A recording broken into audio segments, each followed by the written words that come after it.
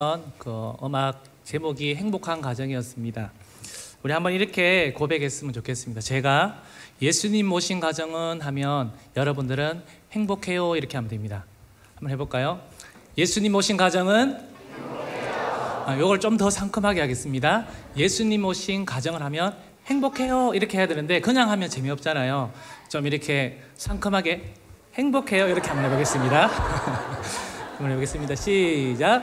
예수님 오신 가정은 어른들이 이게 잘 안 들으시네 건조기. 네, 감사합니다. 예수님 모신 가정은 행복합니다. 그래서 오늘 말씀의 제목은 행복한 가정입니다. 한 심리센터에서 조사한 글입니다. 엄마 아빠가 싸운 것을 보고 온 아동에게 상담사가 네 마음을 한번 그려볼래? 라고 말했습니다. 그래서 그것을 글로 한번 그림과 함께 글로 표현해 봤습니다. 쭉 그냥 제가 첫 번째, 두 번째 말하진 않고 읽겠습니다. 긍정적이고 행복했던 마음이 사라져요. 엄마 아빠가 별것도 아닌 걸로 싸우는 게 너무 화가 나요. 제 영혼이 없어지는 것 같아요. 미워하는 모습을 보는 것이 슬퍼요. 아무것도 할 수 없어서 우울해요. 서로의 생각이 다르다고 이혼한다는 게 충격적이에요. 엄마 아빠가 이혼할까 봐 걱정돼요. 행복했던 마음을 순식간에 사라지게 해서 미워요. 마음이 갈라지고 썩어 들어가는 것 같아요. 무서워서 점점 몸이 굳어가요. 싸움이 커질까 봐 조마조마해요. 몸과 마음이 얼음처럼 차갑게 굳어져요. 어지럽고 현기증이 나요. 엄마 아빠 싸우고 있는 것이 현실이 아니었으면 좋겠어요. 그 자리에서 사라지고 싶어요. 확 늙어버리는 것 같아요. 아이가 무거워 마음이 너무 무거워요. 아이고 무거워. 아이고 무거워 마음이 너무 무거워요. 이 이야기를 통해서 아이가 상처받으니까 싸우지 마세요 라는 이야기를 하려는 것은 아닙니다.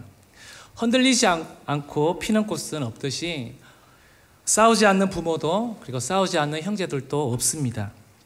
부부들이 싸우는 사이에 아이의 마음에서 어떤 일들이 일어나는지 아이의 글을 통해서 한번 보여드린 것입니다. 한 여론조사에서 21세기의 가장 중요한 가치관이 무엇인가를 조사해 봤습니다. 가장 많은 사람들이 중요한 가치는 인간의 행복이라고 말했다고 합니다. 그리고 그 중에서도 행복 중에 가장 크게 차지하는 부분이 행복한 가정이라고 뽑았습니다. 가정의 달을 맞아서 말씀을 듣고 계신 부모 세대와 그리고 자녀들도 한번 오늘 말씀을 통해서 우리 가정들을 한번 돌아봤으면 좋겠습니다. 우리에게 가정이라는 울타리 없이 혼자 우연히 자라난 사람은 아무도 없습니다. 그래서 내게 부모도 없고 배우자도 없고 형제도 없고 자녀들도 없다면 얼마나 외롭고 고독하겠어요. 그러나 이 가정이라는 울타리 안에서 나에게 관심과 사랑을 베푸는 구성원이 있기에 나라는 존재가 외롭지 않고 고독하지 않는 거랍니다. 모든 조건을 갖추었다 해도 가정이 행복하지 않으면요 결코 행복할 수가 없습니다. 성경에는요 잠언 17장 1절에는 가정의 중요성을 이렇게 말합니다. 떡 한 조각만 있고도 화목하는 것이 제육이 집에 가득하고도 다투는 것보다 나으니라.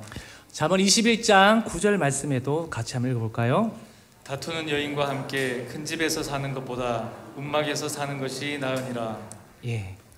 그리고 독일의 시인 괴테는 이렇게 말했습니다. 임금이든 백성이든 자기 가정에서 평화를 찾는 자가 가장 행복한 사람이라고 말했습니다. 성경도 그리고 괴테도 행복한 가정을 말하고 있습니다. 인간의 행복한 삶의 첫 진원지가 바로 가정이라는 것입니다. 놀라운 사실은 바로 가정이 하나님의 선물이라는 것입니다. 하나님이 우리의 행복을 위하여 친히 만들어 주셨습니다. 그러니까 인간의 행복을 위하여 가정이 절대적으로 필요한 것입니다. 그러므로 우리가 이 땅을 사는 동안 가장 공들여 가꿔야 할 시작점이 바로 가정이라는 것입니다. 그래야 이런 가정에서 자라는 아이들이 신앙은 물론이고 성격이 반듯하고 건강한 감정이 형성되어져서 앞으로 사회생활도 한다는 것입니다.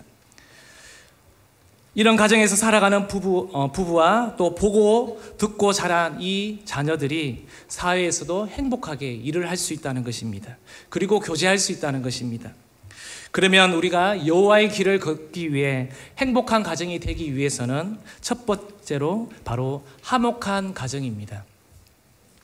오늘 말씀을 보면요, 우리에게 행복한 가정을 위하여 귀한 진리를 가르쳐주고 있습니다. 가정을 향해 주신 말씀인데요, 오늘 본문 3절 말씀입니다. 같이 읽어보겠습니다. 내 집 안방에 있는 내 아내는 결실한 포도나무 같으며 내 식탁에 둘러앉은 자식들은 어린 감람나무 같으리로다. 여기에서 아내는 결실한 포도나무라고 말하고 있습니다.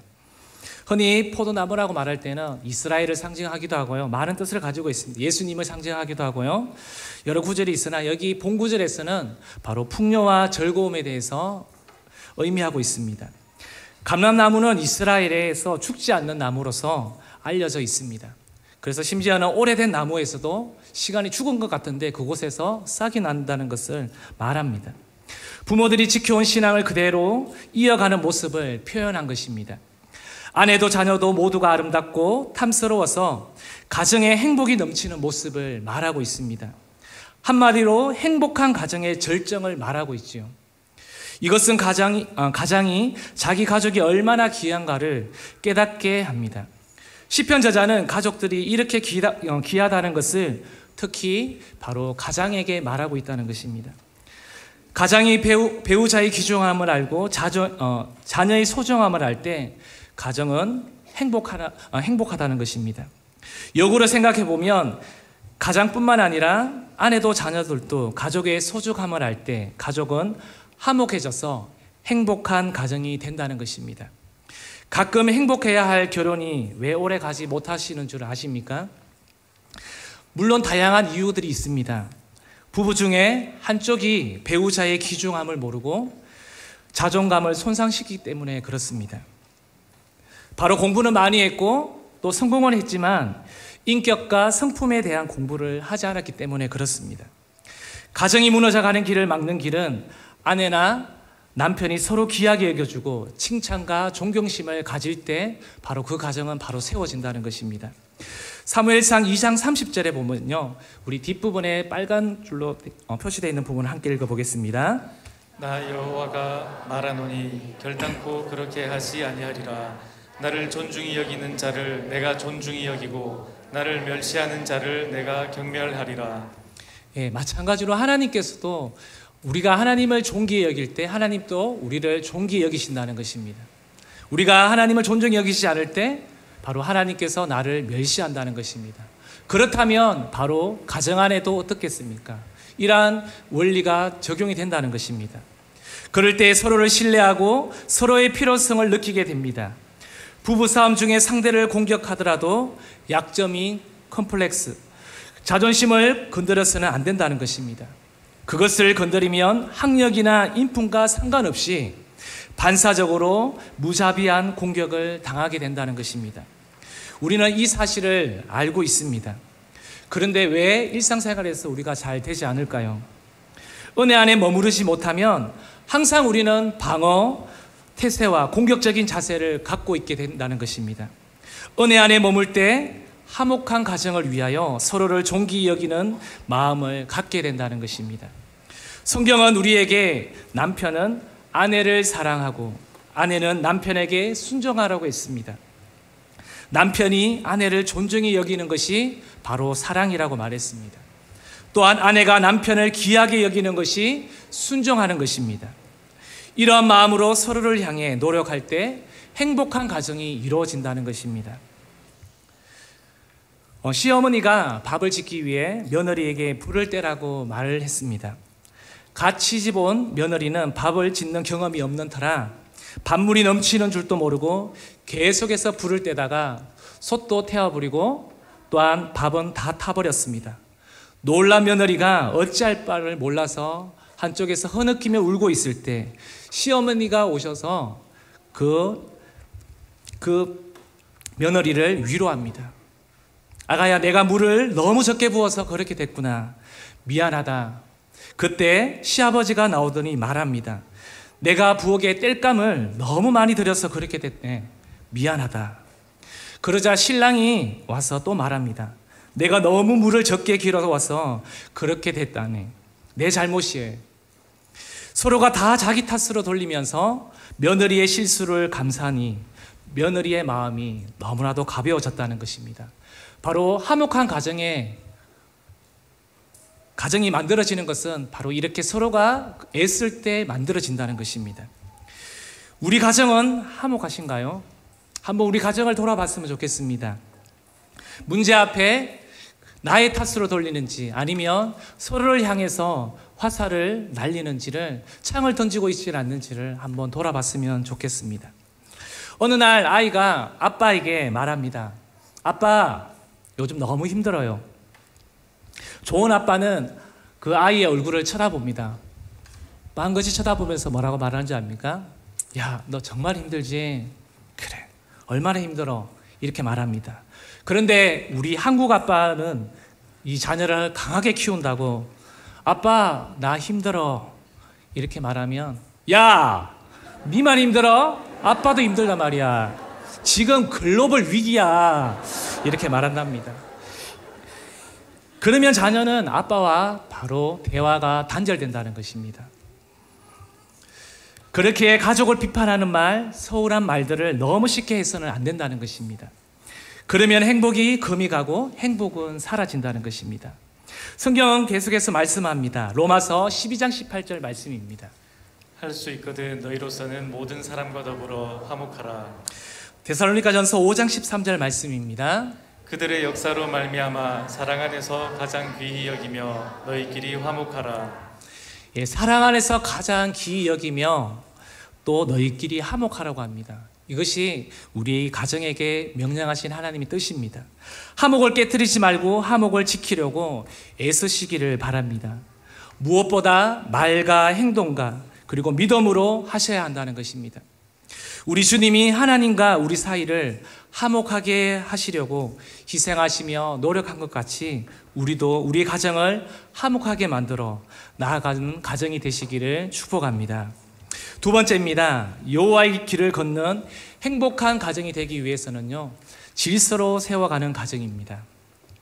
하나님은 질서의 하나님이십니다. 온 우주를 질서 가운데 창조하시고 우리 지구 속의 모든 생물이 질서 속에 살아가도록 운행하신다는 것입니다. 하나님은 이런 질서를 인간에게도 주셨습니다.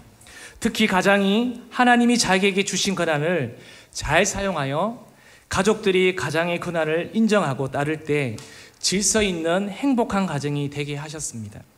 그런데 요즘 보면 가장이 집안에서 권위가 사라지고 있음을 보게 됩니다. 아버지가 한마디 하면 자녀들이 세 마디, 네 마디 합니다. 남편이 한마디 하면 아내는 몇 마디 한다고요? 10마디 한다고 합니다. 아니, 심지어 그 말을 무시하는 가정도 있다고 합니다. 이러면 가장의 마음이 편하지 않을 뿐 아니라 행복한 가정이 되기가 어렵습니다. 때론 가장이 권위를 스스로 잃어버리기도 합니다. 아버지가 아버지답지 못합니다. 아내에게 자녀들에게 약점이 잡혀가지고 가장이 무시당합니다. 그러니 질서가 거꾸로 되어 있어서 행복하기가 어렵다는 것입니다. 가정 안의 질서가 무너진 사례를 제가 생각하다가 오래된 것인데요. 우리나라에 있었던 이 사건이 떠올라서 다시 한번 제가 인터넷 기사를 찾아보았습니다. 제가 고등학교 1학년 때입니다. 1학년 때 벌써 28년 전의 일입니다. 1994년 5월 19일에 박한성 사건을 아마 아실 겁니다. 어른들은. 23살 청년이 바로 부모를 죽인 폐륜적 살인 사건이었습니다. 부모는 한약협회 서울 지부장으로서 엄청나게 큰 돈을 번 50대 자산가였습니다. 속을 썩이던 장남은 공부에 관심이 없어 국내에는 들어갈 대학이 없었기에 돈이면 안 되는 것이 없다고 믿었던 부모는 이 아들을 미국으로 유학 보냈습니다. 미국으로 간 아들은 두 달 만에 같은 처지의 유학생을 만나 흥청망청 놀며 도박으로 많은 빚을 졌다고 합니다.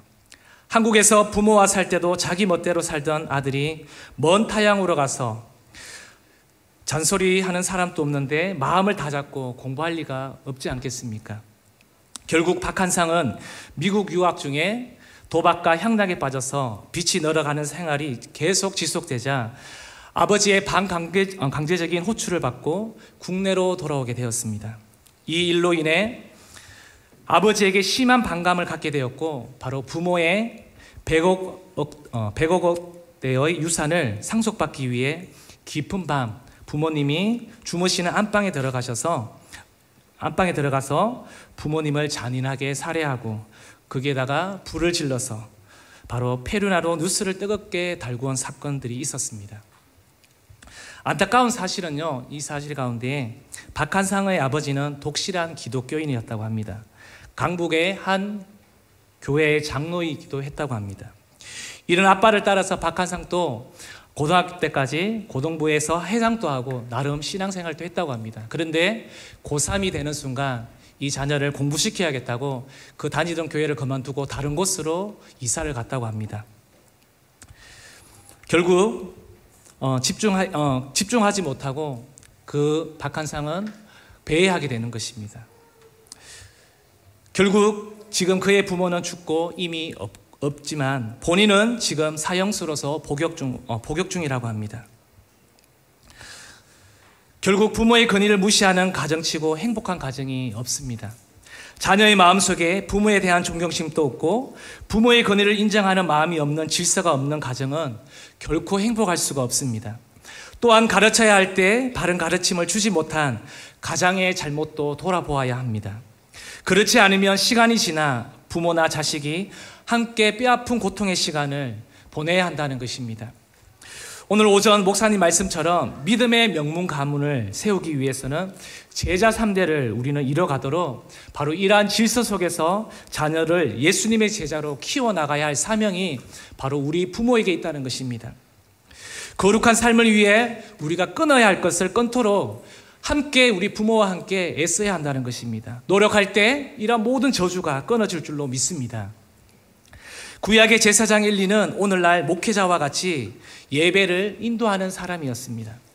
그런데 제사 때에 드리는 가정에서 재물을 자녀들이 다 빼가곤 했습니다. 그런데도 방치했다가 그들이 타락한 뒤에야 타일렀지만 그들이 아버지의 말을 전혀 듣지 않습니다. 부모가 자녀에게 가르칠 때가 있고 훈계해야 할 때가 있다는 것입니다. 결국은 아버지와 두 아들도 하나님의 저주를 받아 죽게 됩니다. 질서를 무시하고 심지어 파괴하는 가정은 행복할 수가 없고 하나님의 축복 속에 살 수가 없다는 것입니다. 또 한 사람, 하나님으로부터 특별한 권능을 받은 삼손은 부모로부터 이방 여인과 함께 살면 안 된다고 나시린의 삶으로 충고를 받으며 그는 어린 시절 교육받고 자랐습니다. 그런데도 그는 계속 부모의 가르침을 무시하고 나시린의 약속을 외면하더니 결국 불행한 최후를 맞게 되었다는 것입니다. 결국 질서 있는 가정을 위해 아버지의 건의는 누가 세워줄까요? 결국은 가정 안에 있는 아내, 어머니입니다. 아내가 자녀들 보는 앞에서 남편의 건의를 깎아버리는 말을 하거나 자녀를 자기 편으로 만들려고 남편을 무시하면 자녀들도 후에 아버지의 건의를 무시합니다. 그런데 아버지의 건의를 올려주는 지혜로운 아내도 있다는 것입니다. 자녀들 앞에서 남편의 허물이나 허점을 절대로 얘기하지 않습니다. 남편에게 소홀한 것 있으면 둘이 있을 때에만 그 말을 한다고 합니다.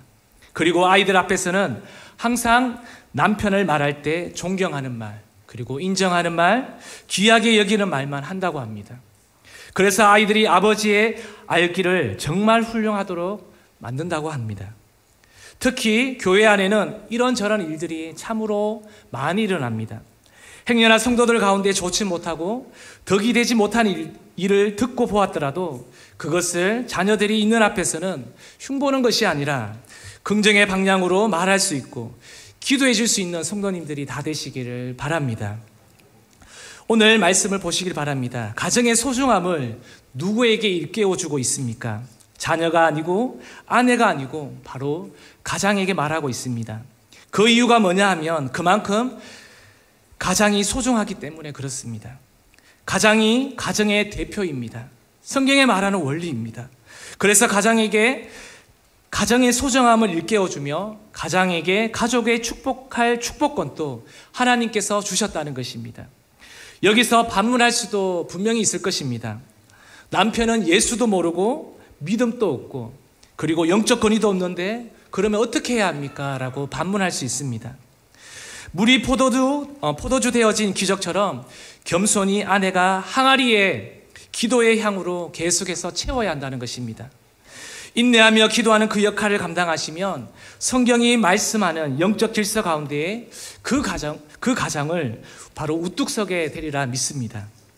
그러면 그 가장이 은혜와 믿음으로 살아나서 그 가정은 말로 형할 수 없는 바로 은혜의 동산이 된다는 것입니다. 성경에서 가장의 권위를 잃지 않고 행복한 삶을 산 사람은 뽑으라면 바로 야곱을 말할 수 있습니다. 12명 이상의 자녀를 낳고 노후에 그들이 하나님의 복을 받길 원해서 손을 얹고 머리마다 축복하는 아버지 야곱을 보시기를 바랍니다.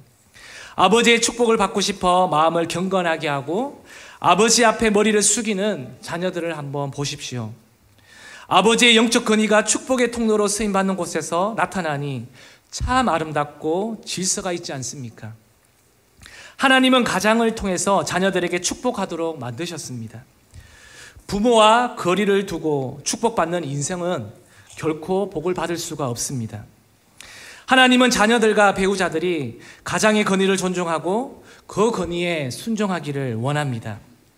그리하여 가장의 권위를 인정하시고 따라주시며 또한 하나님의 축복을 받는 믿음의 성도님들이 다 되시기를 소망합니다. 마지막 세 번째입니다. 여호와의 길을 걷는 행복한 가정이 되기 위해서는요, 말씀을 따라 걷는 가정입니다. 우리 128편 1절 말씀을 한번 볼까요? 여호와를 경외하며 그의 길을 걷는 자마다 복이 있도다. 4절 말씀입니다. 여호와를 경외하는 자는 이같이 복을 얻으리로다. 1960년대에 민주당 후보였던 케네디 미국의 대통령이 되고 난 후에 전통적으로 실시해오던 공립학교에서의 기도와 성경 과목을 금지시켰다고 합니다. 아침마다 기도로 시작하던 학교에서 바로 기도를 없앴다는 것입니다. 그리고 성경 공부까지도 없애버렸습니다. 학교에서 신앙교육이 사라지자 그때부터 미국의 젊은이들의 비틀거리기 시작했다는 것입니다. 윤리와 도덕이 무너지며 불량 청소년들이 계속해서 속출했다는 것입니다. 폭력과 각종 범죄가 늘어나기 시작했습니다. 어떤 사회학자는 케네디의 결정이 미국을 병들게 했다고 평가도 하고 있습니다. 우리가 알아야 할 것은 가정이나 나라에서 신앙교육이 사라질 때 젊은이의 정신은 폭력적이며 범죄적인 태도로 변질될 수 있다는 것을 우리는 기억해야 합니다. 인간이 올바른 인격을 갖추고 도덕적인 인품을 갖추려면 바로 말씀 교육을 다시 시작해야 한다는 것입니다. 이스라엘 민족들은 어릴 때부터 하나님을 두려워하고 하나님을 기쁘게 하려는 믿음으로 살아갑니다. 그럴 때 자녀들이 컸어도 하나님을 경외하는 그리고 두려워하는 건강한 정신과 인격을 갖게 된다는 것입니다. 그리고 그 건강한 정신으로 행복한 가정을 만듭니다. 하나님의 말씀을 잘 따르는 가정을 보면요, 모두가 행복합니다. 아브라함, 이삭, 야곱, 요셉 등의 4대가 모두 행복한 가문을 만들었는데요. 이 4대의 공통점이 있습니다. 모두가 하나님을 경외하였고 하나님의 말씀을 쫓았고 하나님을 두려워했다는 것입니다. 그래서 복을 받았다는 것입니다. 우리는 가정의 중심을 세상의 가르침에 두기보다 하나님께 두어야 됩니다. 그 이유는 가정의 출발이 하나님에 의해서 시작되었기 때문에 그렇습니다. 가정은 하나님이 에덴에서 친히 설계하시고 세우신 최고의 기관이요 작품이기 때문에 그렇습니다. 저는 몸이 피곤하며 몸에 반응이 오는데요, 그것은 잇몸 쪽으로 이렇게 반응이 옵니다. 그러면 저는 주체하지 않고 바로 병원에 갑니다. 병원에 가서 처방을 해주면 그 약을 타서 하면 빨리 그 아픈 잇몸이 빨리 낫습니다. 그것이 빠른 회복의 길입니다.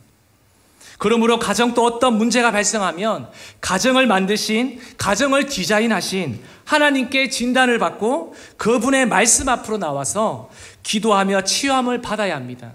그럴 때 그 가정이 빠른 회복이 있을 줄로 믿습니다. 우리 교회는 부설기관인 제자비전 아카데미가 있습니다. 오늘 또 목사님께서 오전에 교육에 대해서 말씀해 주셨는데요. 우리 교회가 아닌 타 교회 성도님들은 자녀들 신앙 문제로 고민하는 가운데 우리 교회의 소문을 듣기도 하고요. 또 지인을 통해서 등록하기도 합니다. 부모님들은 자녀들을 이 방법 저 방법으로 해보며 신앙 교육을 시켜보지만 아이들이 자라면서 쉽게 부모의 건의 아래 또한 말씀 안에 들어오지 못함을 보게 됩니다. 그러면서 자녀들을 믿음으로 더 잘 키워보겠다는 가난한 마음으로 자녀들을 기도하며 바로 이 아카데미에 입학시키는 것을 보았습니다. 내 방법이 아닌 하나님의 방법으로 부모도 자녀도 함께 한 마음으로 말씀 앞에 순종하며 나아갈 때 그 가정이 더디더라도 변화가 일어나는 것을 보았습니다. 이전에는 교회와 함께 미랄처럼 썩어지자고 굳은 믿음의 결심을 하지 않았기에 일어나지 않았던 문제들이 제자 비전에 아이들을 입학시키고 믿음으로 시작해 보려 하니 가족 안에 이런저런 문제들이 생겨나는 것을 보면서 그 가족들이 말하는 것을 보게 되었습니다. 그래서 그 가정이 아파하고 힘들어하는 것을 보게 되었습니다. 바로 이러한 시간들을 통해 각 가정 가운데 그동안 보여주고 싶지 않았던 포장지를 하나씩 벗겨가시는 작업을 바로 해주신다는 것입니다. 바로 이때가 주님을 경험하는 시간임을 믿으시기를 바랍니다. 이러한 산통을 겪으며 이제 말씀 앞에 부모와 자녀가 어느덧 영적으로 소통되기 시작하는 것을 보게 됩니다. 말씀이 가정 안에 흘러가면 도저히 풀리지 않을 것 같았던 문제도 더 이상 짐으로 다가오지 않고 믿음으로 돌파하며 그 가정이 뚫어내 나가는 것을 보게 된다는 것입니다. 그래서 그 가정이 다시 한번 웃는 것을 보게 됩니다. 오늘 어쩌면 제목의 결론일 수도 있습니다. 행복한 가정은 온 가족이 하나님의 말씀을 높이고 말씀대로 순종하는 가정입니다. 우리가 살아가면서 어려운 문제들을 만날 때 해결책을 찾기 위해서 세상적인 기준과 방법들을 우리가 나름대로 많이 찾아보았지 않습니까? 이제는 우리가 말씀 앞에 머무르며 그 앞에 서시기를 바랍니다. 현대 가정들이 흔들리고 무너지는 것은 하나님께서 제정해 놓으신 성경의 원리를 이해하지 못하고 결혼을 하고 자녀를 양육하며 살다 보니 세상 풍조가 들어와서 가정 안에 균열이 생겨난다는 것입니다. 그러므로 행복한 가정을 위하여 힘들어도 성경의 원리대로 돌아가 바로 부부 생활을 해야 하며 자녀 교육을 해야 한다는 것입니다. 그럴 때 바로 여기에 행복의 길이 있다는 것입니다. 요즘 최근 오은영 박사의 다양한 예능 프로와 육아 심리 프로그램들이 아주 인기를 끌고 있습니다.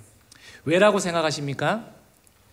부모님들이 자녀를 행복하게 키우고 싶은데 생각처럼 마음먹음대로 되지 않기 때문에 그렇습니다. 그런데 이 오은영 박사가 그 어떤 가정에 일어나는 여러 사례들을 보면서 문제를 파악합니다. 그 사례를 통해서 그 상황들을 이 순간순간 잠시 멈춰서 코칭을 해주면서 이렇게 하라고 말합니다. 그때 부모들은 자기의 허벅지를 치면서 아하, 바로 이거구나. 공감이 되어지니까 어떻게 해요? 계속해서 그 프로그램을 보게 되어지고 관심 있게 자녀를 향해서 더 보게 된다는 것입니다.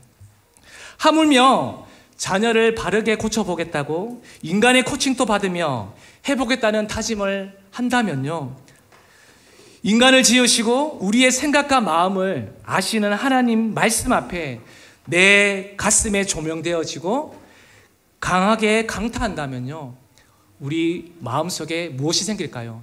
바로 말씀이 나를 조명할 때 아하, 이거였구나. 하나님께서 말씀하셨던 것이, 우리 가정 가운데 말씀하셨던 것이 바로 이거였구나 하면서 아라고 외치지 않겠습니까? 그 순간 우리는 이렇게 말할 것입니다. 내가 좋은 대로 가정을 이끌었구나. 내가 좋아하는 대로 가정을 이끌었네. 내가 말씀을 맡은 자로 가정에 소홀했구나. 결국 말씀이 있기 전에는 가족 구성원의 문제로만 보았는데 말씀이 보여지고 말씀이 깨달아지기 시작하니까 그 말씀이 나의 문제로 보이기 시작한다는 것입니다. 그래서 결국 어떻게 해요? 내가 죄인임을 발견하게 된다는 것입니다. 결국 말씀 앞에 온전히 순종할 때 최고로 행복한 가정으로 이끄시고 변화시키심을 우리는 믿으시기를 바랍니다. 말씀을 정리하겠습니다. 가정의 달을 맞아서 우리가 오늘 말씀을 통해서 모두가 행복한 가정을 꿈꿉니다. 어쩌면 우리 대형교회, 우리 교회에 오신 분들은 아마 이런 마음이 클 겁니다. 행복한 가정, 이 자녀를 바로 세우고 싶고 신앙 안에서 제대로 한번 키워보겠다는 마음들이 그 굳은 결심으로 우리 교회에 찾으신 분들이 많으실 것입니다. 다 똑같은 소망이 있습니다. 이곳에서 정말 신앙 안에서 잘 키우고 싶습니다. 그렇다면 행복한 가정에서 이 자녀를 키우기 위해서는 오늘 3가지를 기억하시기를 바랍니다. 우리 가정 안에서 화목하도록 애써야 한다는 것입니다. 나의 행동, 말 하나 생각하면서 말을 해야 한다는 것입니다. 그리고 가정 안에 질서가 있습니다. 하나님께서 질서 가운데 가정을 디자인하셨습니다. 남편, 아내, 자녀, 이 질서 속에 만들어 놓으셨습니다. 그 가정 가운데 우리가 질서 있게 가정을 세워갔으면 좋겠습니다. 그리고 셋째로 말씀을 따라 걷게 되는 가정이 되므로 결국은 가정을 사랑하게 되므로 나아가서는 교회를 사랑하게 됩니다. 교회를 사랑하고 사모할 때 그 형통의 축복을 우리 5월 한 달뿐만 아니라 어떻게 해요? 매 순간순간마다 주님이 주시는 평강이 우리 가정 가운데, 우리 교회 가운데, 아니 온 민족 가운데 퍼져나기를 축복합니다. 우리 말씀을 생각하